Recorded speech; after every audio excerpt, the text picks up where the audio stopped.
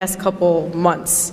And it's that a lot of people on the outside look at you thinking that you're something. You know, you're a youth director, you're a pharmacy student. I'm sure many of you are MSA members, you lead things in your masjid, you're in Islamic organizations, you just graduated from college and now you're a doctor, or you're an engineer, or you're a teacher. You just grew a beard and now people are calling you sheikh. You just wore the hijab and people are calling you sheikha. And you know, sometimes it's kind of hard to reconcile the fact that all of these people are looking at me thinking that I am something, attributing the status to me, you know, thinking in their mind that I am superhuman, or thinking in their mind that I'm angelic, or thinking that I'm better than them. And the question comes, well, what happens when the people see something of me, but when I look at myself in the mirror, I see someone completely different? What happens when the person that people see is not who I actually believe that I am? And how do we reconcile between that? So I hope that this is a struggle that I'm not the only one facing. Does anyone kind of feel me on this? All right, alhamdulillah, that's good. I actually have a story that kind of just goes along with this. One of my halqa students actually came up to me the other day. Actually, this was a couple months ago. And she was like, so Shreen, like when you go home, like do you just eat dates and drink zamzam? And I was like, no, homegirl, I eat cereal in the morning, and I eat burgers for lunch, and I eat kushari for dinner. You know, I'm normal. You know, just because I'm at the masjid doesn't mean that I eat something different or I breathe a different type of oxygen than you do. And unfortunately, you know, when we work in these types of organizations or in our masjid, people start to look at you and think that you truly are not human, or that there's, you know, something superhuman about you. So that's kind of the thing that I want to address today, is what do we do when we feel like the person in the mirror is different than the person that everyone else sees? So subhanAllah, you know, something that we have to do is first try to understand whether those people are two different people. Whether the person that you see in the mirror is truly different than the person that your community sees. Or whether you're just being too harsh on yourself and you truly are amazing. Or whether you're thinking of yourself too highly and you really should start to reconsider some of the things you've done. And so I kind of came up with a litmus test as to what you can ask yourself to try to understand whether those two people are really two people or if they're one. And the first question that you can ask yourself is, and I want you guys to think about this, if I were to go up to someone in your community whom you work with, or if I were to go up to someone, you know, on your shura in the MSA, or someone in your masjid that you work with, or someone that you've mentored in a halaqah, or someone that you work with at work, you know, your co-resident, or whatever it may be, and I were to ask them, you know, tell me about Shreen. Like, what is Shreen like? What does Shreen, when you're with Shreen, how do you feel? When these people are with you, how do they feel when you're around them? And think of that answer. If I were to go up to someone at work or someone that you work with, what would they describe you as? Okay, think about that in your mind. Now, if I were to go and ask your sibling at home, or ask your mother, or ask your father, or ask your brother, what is Shreen like to you? How do you feel when Shreen is around you? How does Shreen make you feel? Do you get a different answer? Is it that the people outside think something of you, and when you treat them a certain way, yet you go home and you treat the people at home differently? And if you find that those two answers are different, then know that there's a problem. And again, I wrote this because I need the answer, and I'm saying this to myself before anyone. My mother's in the audience and she can attest to this. But I'm sure many of us can look within ourselves and say, you know what, those two answers are different. The person that I am on the outside is different than the one I am at home. The person that the community sees of me is different than the one that my mother sees of me. You know, and the Prophet ﷺ told us, he said, خَيْرُكُمْ خَيْرُكُمْ لِأَهْلِهِ وَأَنَا خَيْرُكُمْ لِأَهْلِي. He said that the best among you are the best to your family, and I am the best to my family. Why does the hadith not say, خَيْرُكُمْ خَيْرُكُمْ, the best of you are the best to your communities? Or the best of you are the ones who give the best speeches? Or the best of you are the ones who give the best halaqas? Or the best of you are the best at work? Because it's really easy to be good outside.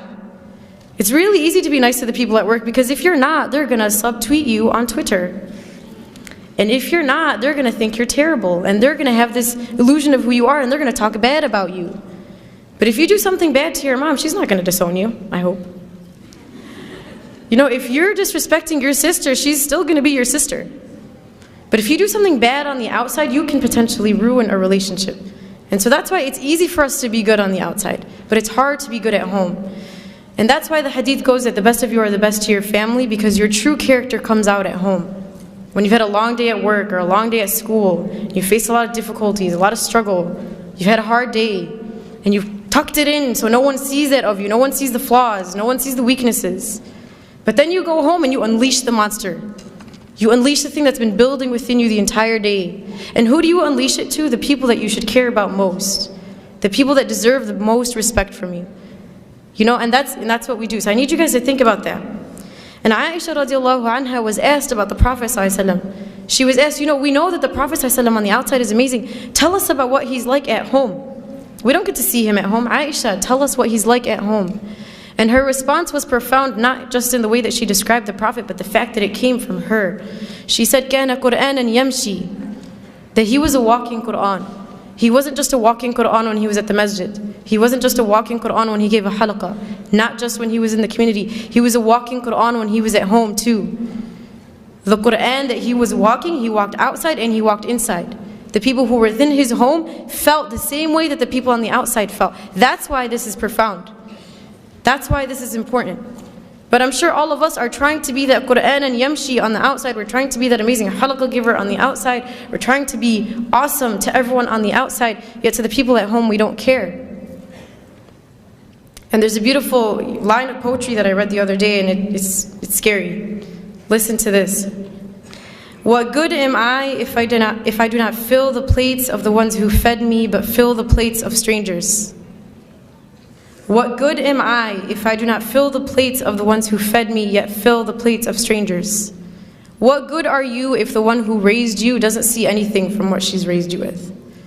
What good are you as the one who fed you doesn't see any of the fruits of what she's taught you? The one who spent her blood, sweat, and tears on you for 20, 30 years. And the one who is the reason as to why you are who you are today. The one who helped you get there. Yet as soon as we get our degree, as soon as we can speak, as soon as we're something to the community, we forget about everyone who taught us. We forget about the people who made us who we are. So that's the first question you want to ask yourself. What does your public self look like? Versus what does your family see of you? What do the people in the community see? Versus what does your mother see? And what do your siblings see? And the second question that I want you guys to think of, and again, I'm talking to myself before anyone here, is compare what your salah looks like in the masjid, when there's a bunch of people in the congregation, versus your salah at home when the only person that can see you is Allah. When you're at the masjid, do you tend to read the longer surahs? Do you tend to pray the sunnah and then stay and do the adhkar after? And when you're at home, do you do the same? Or when you're at home, is it Qul Huwallahu Ahad and then you're done, and then you don't even pray sunnah, and you don't even do adhkar, and then you move on to the next thing, right? And I'm sure if we were to think within ourselves, the answer to those two questions, at least for myself, is probably different. That when I'm outside, I'm acting a certain way, yet when I'm inside, I'm not the same. My worship in the eyes of people is not the same as my worship when it's only Allah who's watching me. And the question is, why does it matter who's watching when Allah was watching in both? Why does it matter who else is around you when Allah was always around you? And there's a very scary hadith Qudsi that Allah subhanahu wa ta'ala talks about. And He says, "Abdi lima ja'altani ahwana an-nadhirina ilayk." He says, my slave, why did you make me the least of your worries? Why did you not care about the fact that I was watching you? He says, "Astahyayta min khalqi wa lam tastahi minni." He says, you were embarrassed in front of my creation, but you were not embarrassed in front of me, the Creator. You were scared that people at the masjid would think you were bad, so you prayed your sunnah and you sullied longer. Yet when you went at home and I was the only one who watched you, you didn't care. You weren't embarrassed that you read Surah Al-Ikhlas and that's it. You weren't embarrassed that you didn't pray your sunnah. You were embarrassed that you didn't do your ithqad. Why don't you remember that I was watching you, and I was always watching you, and I am always watching you? And subhanAllah, I don't know if you guys were at the session right before this. Sheikh Tariq Muslih mentioned a beautiful story, and I'm going to share it. So if you heard it, I'm sorry that I'm repeating, but he talked about how when he was 16, you know, he became like a Quran assistant in his masjid, and he was teaching alongside of like this awesome sheikh, right?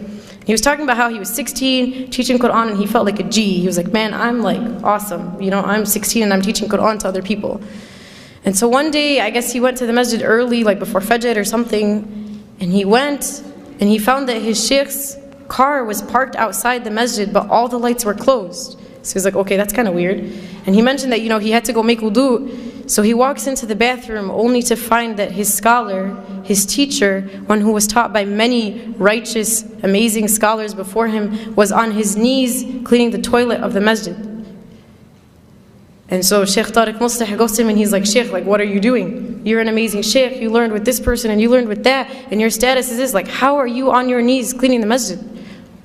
And his response was profound. He says, this is the work that the one who sees always sees. This is the work that when no one else saw you, Allah saw it. Because what we do is we love to be the one with the microphone. We love to be the one who everyone can attribute things to. We love to be the one with the title. You know, I love to be quoted. I love for people to know who I am. Yet Allah subhanahu wa ta'ala sees the things that no one else sees. The things that you thought no one saw. When you did the dishes and your mom didn't tell you thank you, Allah saw that. You know, when you picked something off the floor and no one saw it, Allah saw that.